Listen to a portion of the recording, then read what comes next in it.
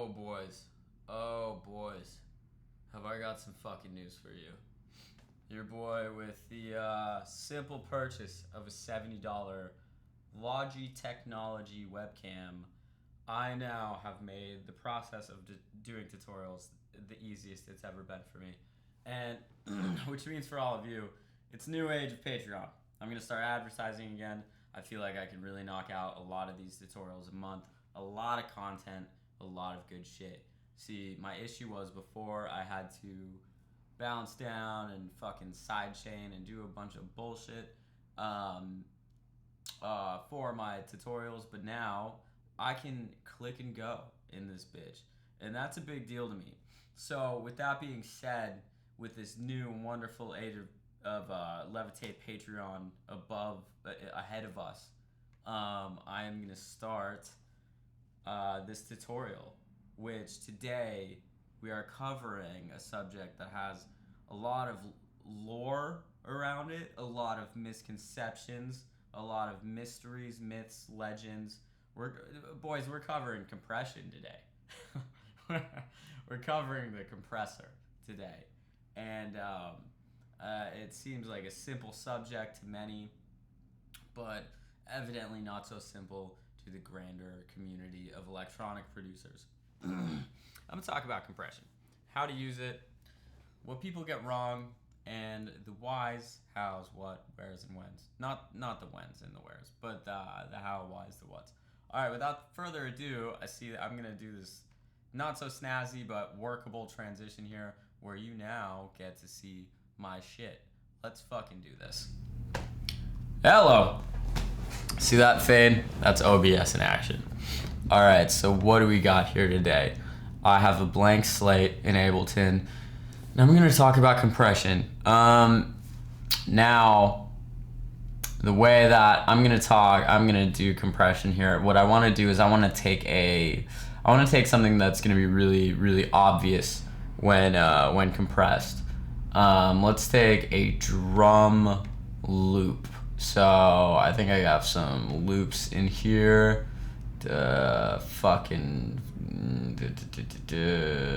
Loop. All right, yeah. Let's take some drum loops. Once my computer starts bugging, I've had it's been a slow computer day for some reason.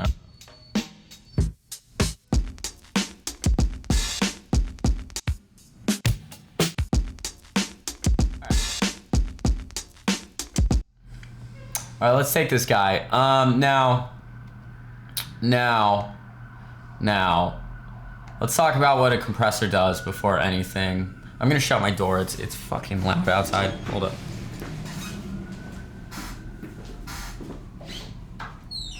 Okay. All right. So what a compressor does, what a compressor is a robot turning up and down your volume. I swear to you, that's what it is. But the thing is there's factors here that happen when you do that. See, algorithms and code can turn up and down your volume based on a source to an infinite accuracy, to like a 0.01 millisecond accuracy, to a perfect accuracy. Now what happens is it causes an effect in the audio world where when the volume is turning up and down at such a rate, making a compressor work, you get this phenomenon that some call saturation, some call distortion, clipping, that kind of thing. You get saturation.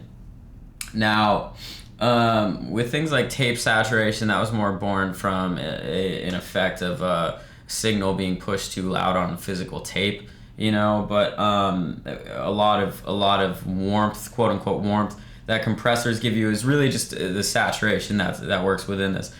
In the case of the glue compressor and tube compressors, that is an even harmonic type of saturation given because that compressor is working hard as fuck. And then back in the days of old studios, it's because they're being driven by these little tube things.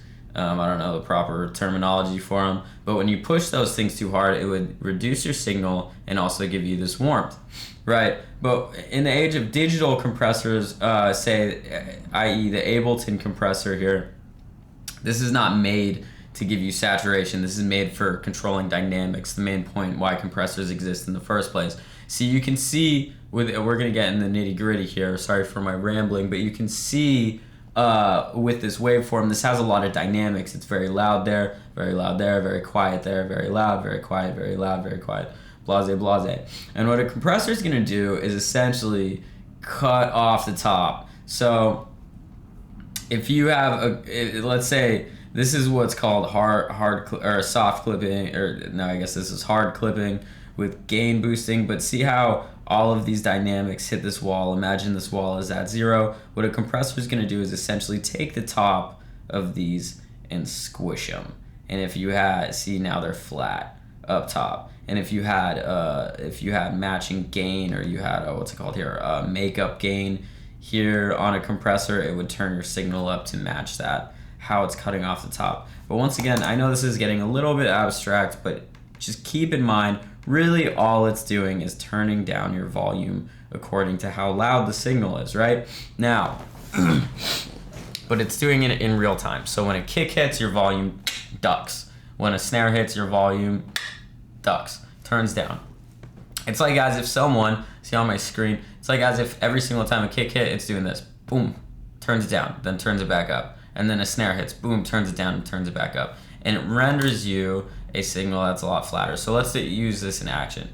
The ratio is how aggressively it compresses. Imagine the 1 being where your threshold is at, and that means every single 2, fuck man, this shit is tricky as fuck. This is hard to explain the ratio, but it's like every single 2 dB passes through, it's gonna turn that down to the equivalent of 1 dB, and et cetera, et cetera, et cetera, et cetera. Like every third, now with a super high ratio,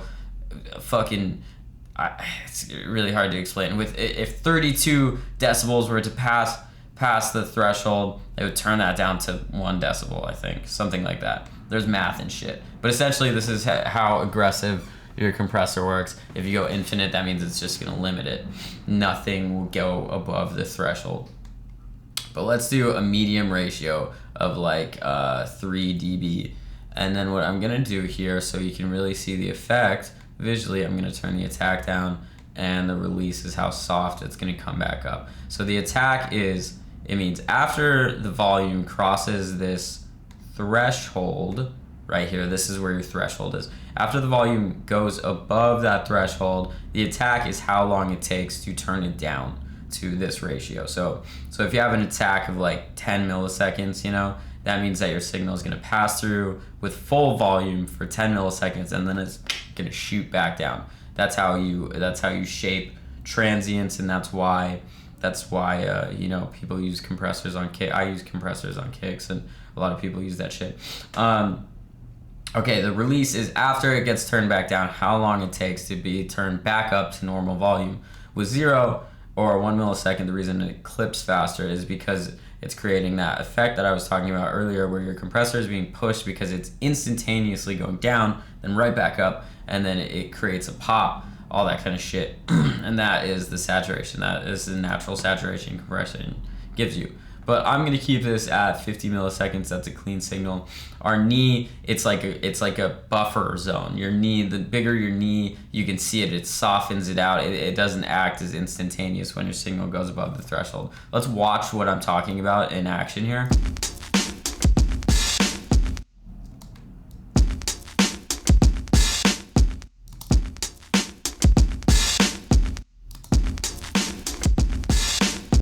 Hear that now? See, what's happening is as that little ball goes above that curve, it's being compressed more and more. It's turning that ball down to try to stay under this threshold right here, right? So the knee, if you watch that in action, you see how the knee works. It's kind of like a gray area. Now the look ahead is for more accuracy. It's literally reacting 10 milliseconds earlier. Like literally, it will compress 10 milliseconds before the signal even comes through, which is really handy if you're trying to get proper clean compression. But so let's compress a signal with no makeup gain. And then we're gonna render out the audio so you can see what the, or resample the audio so you can see what the waveform then looks like compared to the original. And then we're going to do it with makeup gain, and you can kind of see what's happening here and why people use compression to bring out things like loudness and that kind of thing. And then we'll talk about why people use compression, like the glue compressor, for characteristics. So here we go. Let's render this out. Let's make sure that I have a good threshold set so you can really see it. Okay, cool. So that's not turning it down too much, but it is compressing it. So here we go. All right, now let's compare these two. See, these are both, the clips are both at 0, right? They're both the same width visually. So what the compressor is doing here is, see, these low points are actually at a really similar volume. You know, this isn't much quieter here than it is here. You can see in the waveform it's a little bit quieter, but it's not much quieter there. You know, let's look at the low points. That's not much quieter, but what is a lot quieter is these peaks right here. See, these peaks are almost flat with the quiet parts. So it's reducing this dynamic range. It's squishing the dynamics here. So it's a much more flat signal. Now let's do compression with makeup gain, okay? So it's gonna do the same exact thing, but it's gonna turn up the volume as much as it compresses it. And therefore, you get this signal that is, I mean, essentially just like flattened, but even perceived to be louder. So here we go. Okay, now, I'm gonna call, yeah, no, that can wait. Now, you see what's happening is we have the same exact signal here. We have the same signal here that was compressed, except for it's turned up with the equivalent volume.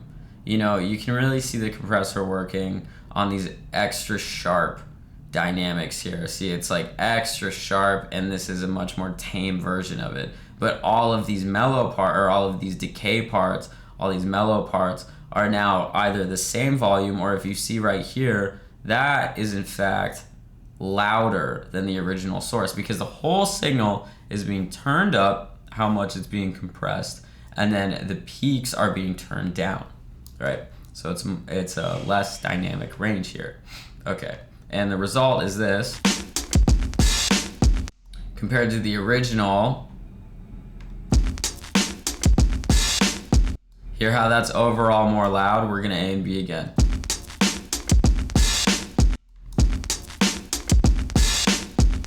See, all the subtleties are now kind of being brought up. They're being brought up now. If we do an extreme version, it's really going to show you what this is doing at a much more intense level. So let's do a third one. All right. All right. Now, obviously that sounds like shit, but if you see here, all of these quiet parts are cranked the fuck up, and all of these louder parts are cranked the fuck down, and you get this flat response. This is called having no dynamic range. You never want this for drums, you know? See all of that grain and room noise in the background. It's turned up to the same exact volume. Turned up to the same volume that even the loudest drums are compared to this. Whoa, my bad. Compared to this.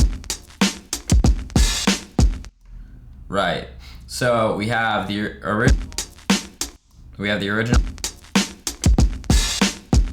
Now overly compressed. We have slightly compressed with makeup gain. Let's compare that to the original again. Nice, see, it's just bringing out the grit. I think I forgot to turn it off, the original A and B, but yeah. So, or turn off the compressor, the original A and B. But yeah, now you hear that. It's bringing up the grit, and then we just have the compressed signal. So this is no makeup gain compared to the original. Right, that original is banging compared to that, but you add that makeup gain. So just use that with intent, you know, that's if you want to bring up the room. But now, what if we want to bring up the room but we still want to retain dynamics, right? We still want that slap, like, but we want to bring up the subtleties in the room. But see, the problem right here is we're compressing the initial punch of these drums, right? But what if we just simply like want those dynamics, but we want also to bring up, you know, the subtleties. We overall want to make the clip louder, but we also want that slap. So that's where the attack comes in. See, if we add a good, my favorite is around 30 to 50. Let's do a nice like 40 millisecond attack. I use 30 for, well, yeah, actually no, let's bring that down. Let's go about 30. I use 30 for kick drums, usually. So yeah, if we add an attack, so 30 milliseconds of the signal are coming through clean, and then a decent release. Usually people tune the release to the BPM of the song, so by the time it comes back up, it like, you know, matches the next transient. But I like to play it by ear. Now, if we do that, and then we listen, what happens?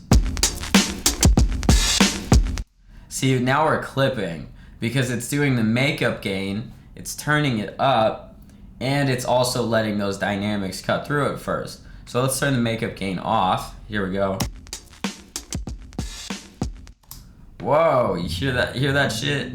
I don't even. Whoa. No, but you hear what's happening now is those kicks are coming through like even more banging, but everything else is being turned down. Now we have this, I'm gonna resample this so you can see what's happening here. This is actually accentuating our transient now, right? So let's resample this and look at what we got.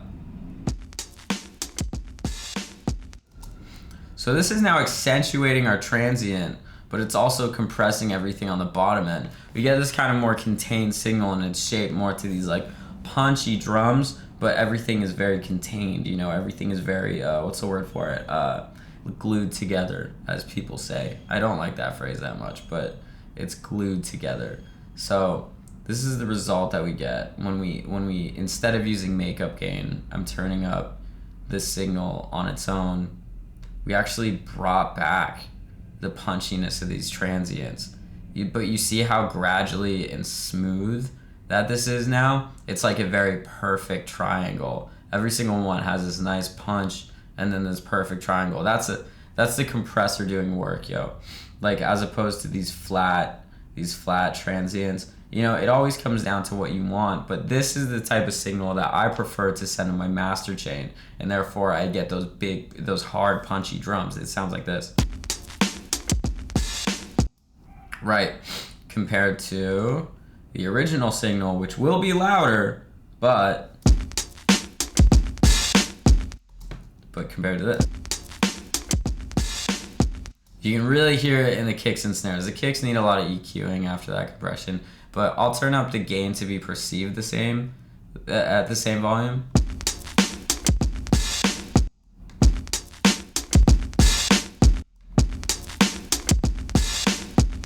Hear how nice that snare is popping now? But this all depends on what you want to do. You know what I mean? Normally I'll end my master chain in a soft clipper, and therefore you get something like this, you know, for the drums. That's what I like. There's a lot of shit I would do to that kick. But anyway, now let's talk about the modes here. So you get dynamic control here, how you would use it. But keep in mind, guys, that there's no one size fits all with compression. There just isn't. I mean, I think generally, like, these settings that I have right here are pretty good for kicks. Like, I really like these settings for kicks, like a 3 ratio with 30 milliseconds, and then you just tune the attack. But it really varies. That's like a great. Those are great settings to make some drums kind of like slap through really quick. But once again, it really varies. But let's talk about the algorithms here, the modes. These are exclusive to the Ableton compressor. You have peak, RMS, and expand. We're not going to talk about expansion today. That's the opposite of compression. It's a whole other thing. It's essentially saying when shit gets too quiet, you turn it up. But as opposed to when shit gets too loud, you turn it down. But RMS, it means root means square. It means it's going off of an algorithm that's reading the loudness of each individual, you know, transient. as opposed to the peak, which is the instantaneous digital output of it, right? So root mean square is going to give you this, like, people call it more musical, and it's really just softer. That's like my understanding of it. It's like the equivalent of like giving it like a nice look ahead, and it's just softer, man. Like, although the ratio is less aggressive with the RMS mode. So ratio on root mean square, or the effect on root mean square compared to peak. It's subtle, but it's less aggressive, softer. Which also the kicks sound a lot better through that mode. Now we have the envelope. We have logarithmic and linear. Now, what this is comparable to RMS versus peak. See, linear means it to the digital scale. It is exactly fucking precise. It's just perfectly linear, and so it's a lot more aggressive. Really what you're going to be hearing here is how precisely it cuts off the attacks on linear compared to logarithmic. Yeah, see, it's like razor sharp on linear. It's really crushing the peaks. If we put it on peak linear, game over. Now the issue here is these are really precise envelopes that are cutting off the transients, the peak of the transients, but they cause for a lot more distortion if you push it really hard. So this is peak linear. It almost sounds like a linear, like a limiter, like nothing is cutting through that. Nothing is getting past that. But like I said, like, so if we push this really hard, check this out. If we push this really hard, no attack, no release, blase, peak mode, fucking no knee. So, and I'm gonna put the look ahead at 0. So this is exact limiting. This is an exact limiter. What you get is clipping. Hear that? It's all just distorted. Quiet, but distorted. I'll turn the makeup on. Distorted as fuck, you know? But all of these same exact settings, this is gonna pertain to what I'm gonna talk about next. All of these same exact settings, but on RMS mode, not quite as fucking distorted. I'll turn it back. RMS logarithmic, barely distorted at all, but it adds that attack, right? Because the way that RMS works, it has to read the signal with an algorithm. So it adds about like a 10-15 millisecond attack. You use the look ahead. Razor sharp, fucking clean shit. Now. So if you really want to crush your transients, if you really want to squash the signal and you don't want to distort too hard, I would always suggest logarithmic RMS mode and then look ahead 10 milliseconds, which pertains to my next fucking subject. Boys, turn on your subs if you haven't already. We're going to talk about sidechaining. All right. Now, I'm going to make a MIDI clip of a clean 3 harmonic sub. We're going to do 3 harmonics at a clean F note. Fat as fuck. F is for fat as shit. Whoa there, bud. Nice, okay. Clean sub, beefy. Nice. Let's even turn it up a bit. Okay, now, if you guys have ran into the same issues that I had much earlier in my music career, how to get a razor sharp, exact fucking sidechain, but not distort or clip. It's the timeless fucking problem that electronic producers that want that gas have always had. Timeless. And I've talked about this in a previous tutorial. It was called Kick Sidechain or something like that. This is how you do that, using the technique that we had just talked about with logarithmic RMS. Here we have our kick. That's a shitty kick. That is a terrible kick to do this with. Oop. Got that. Alright. Alright, there we go. We got a clean, pretty quick kick. Show fades. I'm gonna cover this really quick because I also want to talk about, we're about 25 minutes in, and I want to talk about characteristics of different compressors. That's really important. And why, this is also really important, not to digress, but the reason I'm going to talk about characteristics is because I'm going to talk about why these producers insist on using all of these crazy fucking compressors. There is a reason, but not for the point that they always use them for. But anyway, so here we go. I'm going to sidechain, turn sidechain on from audio 3. That's our kick. Now we go to instantaneous fucking infinite attack, release all the way down, all this shit. Now normally what this sounds like when people do this because they want that razor sharp sidechain, it sounds like this. Sounds like shit. Hear all that distortion when the kick comes in? Sounds all distorted, adds a bunch of harmonics to it. That's shit. Now let's go RMS mode. Soft boy, soft as fuck. But the issue is because we have a soft knee, no look ahead, and RMS adds a little bit of attack, what you get here, I'm gonna resample this, is you actually miss the transient of your kick. So if your kick starts out with the like really fat sub, you're not really fully sidechaining it. So check it out. See that? In the beginning, you got yourself a peak right there. I don't know how many milliseconds that is, probably 15, something like that. But that's because of RMS mode, right? So we have this little peak right here, and then it sidechains. Let's clean this up. Let's get faster. By the way, it's still sidechaining to the sub of the kick too. So what I'm gonna do is I'm only going to sidechain. This is what the EQ is here for. I'm only gonna sidechain to the high end of the kick. If you wanna hear exactly what the response causing the sidechain is, you turn this headphone button on. That's what it's listening to. It's listening to just the high end of the kick. Why am I doing that? Now, if you look at the waveform of the kick, it starts off with high end. Those are faster frequencies, that's high end. And then it adds the low end, right? So you want the sub to be non-existent when this bitch hits so you get that pure kick. So I'm just sidechaining to the beginning of it. Right. Okay, now it's not sidechaining enough. We want to talk about how to not have that slight attack coming through on the sub. This is what you do. You turn your threshold down so it's really hitting it, and then the look ahead. That's where the look ahead comes in, and turn that knee all the way down. Now what happens is, like I said before, the look ahead causes the response to be about 10 milliseconds too early in a good way. And therefore what you get, let's make sure I'm sidechaining enough. What you get, let's go deep. There we go. What you get is a properly sidechain sub. Look at that, boys. Look at that shit right there. It's almost as if I wrote the sidechain with automation myself. Look at that fucking beaut. That's exactly what you want, boys. That is exactly what you want. When you play them together, there's no phase cancellation. Ain't shit bad happening. Let's listen to them together. You can thank me later. All right. Now let's talk about characteristics of compressors. Right.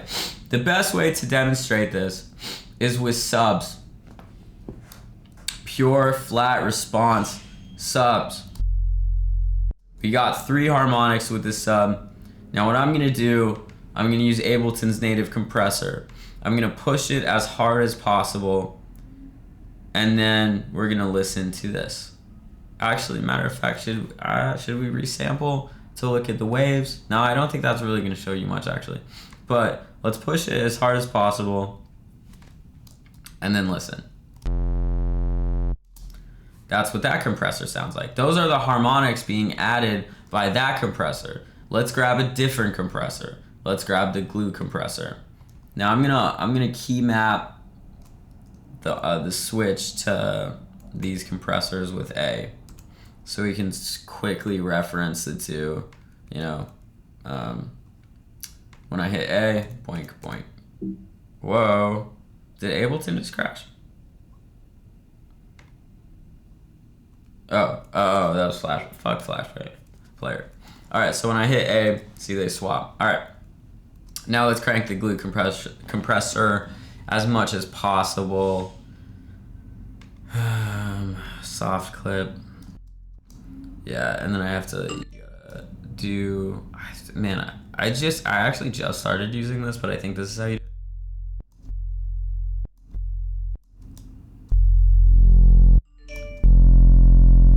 Yeah. There we go. There's yeah, there's just not a way to do that without makeup gain. Okay. Alright, let's use makeup gain here then.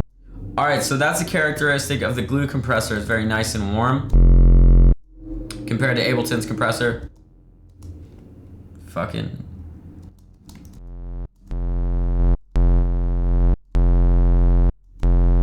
There we go. A lot more buzzy, not so warm. Glue compressor. Ableton's compressor. Now see, these are both doing the same thing. They're just crushing it. I mean, this is like the highest. I mean, that's a softer ratio, so I can turn this ratio down. Let's try this. There we go. That's a little bit more accurate. See? One's much softer. That's why people like glue compressor. It's softer compared to the sharpness of Ableton's compressor. And these are the characteristics that you get out of these when you start using them, man. Like, glue compressor is really great for drums, I discovered recently. I know I'm late, but it's really great for drums because of that fatness. When it starts to clip it on the transients, it adds this really nice fat harmonics. Now let's use the old faithful here. And actually, I was gonna do sausage fattener, but that has a lot more to it. So let's go FabFilter Pro C2. There we go. Let's try FabFilter Pro C2. And we're gonna do the same thing that the Ableton compressor is doing, at least as close as we can get. I really do not like how FabFilter's stuff has range on it. That's like a whole new thing. But to me, it's like a different concept. I don't like it. But let's go release, no hold, no look ahead, dry, oh yeah, okay, wet gain, yep. All right, now let's push this threshold and see what we can get.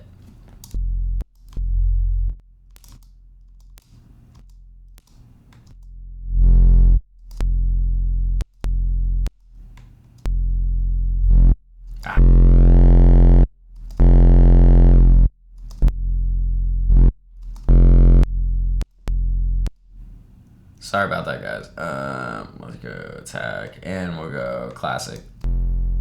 See, there you go. This actually is doing it for me. This is actually giving you options for a bunch of different characteristics. Clean is clean. That's a pretty damn clean signal. That's not adding much to it. Classic, probably like 2. It's probably like doing the similar thing glue compressor has. Matter of fact, I think I misspoke. I think glue compressor is modeled off of. I mean, Ableton said it was off of tubes, but I'm thinking it's like I'm thinking it's a different kind of tube. I forget. Isotope has a name for it. I can't remember, but I don't think it's straight tube saturation. But anyway, so yeah, and then let's try opto. Like, these are all just characteristics as if you're running it through different kind of compressors, like tube compressors and a bunch of other fucking whatever compressors. You know what I mean? Opto is clean as a motherfucker. I don't know what opto is. Yeah, I don't know what opto is, but that is clean. That is clean as shit. Boys, you could probably use that as a final limiter because that is really, really clean. Let's try vocal. Oof. Big oof. Oh, there's no ratio on vocal. They're just like, fuck you. You just gotta stick with that. That's just clipping on the master channel. Let me turn off my. Okay, good. Yeah, that's just clipping on the master channel. Let's try mastering. Really clean, really clean. It's still letting some of that attack come through, you know, because we're not using a look ahead or anything. Bus. But yeah, you guys pretty much get it. These are all characteristics of different compressors. If I throw a waves compressor in there, you get even different saturation, that kind of shit. If we, I can show you, for those visual learners out there, I can visually show you what these different characteristics are doing. And once again, why people have their preference of compressors. Why someone would use Pro C as opposed to the Ableton compressor when all they're really doing is the same shit. Here is Ableton's compressor in effect. All those harmonics. Now, let's look at glue compressors. slightly different harmonics. That has a real character to it because you can see in the shape of the harmonics, they're all over the place. Now we get, I'm gonna go Pro C on, I think it was the second setting, Classic. Oh, all over the place. You get fuzz, you get a bunch of shit. It has a whole new characteristic. It has air in it. You know, these are all just different compressors. But yeah. So I think that's a good wrap on it, man. We're about 35 minutes in. It's the whole gist. I think I've covered the whole spectrum. This is anything you'll ever really need to know about compression that I can think of, at least. If you guys are wondering, my suggested compressor is Ableton compressor because I literally only use compression to reduce dynamics, and I really only use it I only use compressors in maybe like 3 tracks per mixdown. Nothing crazy. You know, I use a ton of side chaining though. I use a ton of side chaining. But anyway, I think that's a wrap, and I hope you guys enjoyed. And once again, expect a lot more content from your boy, because I don't got to do any bullshit after this. I can just post this. So, yeah, thank you, and peace.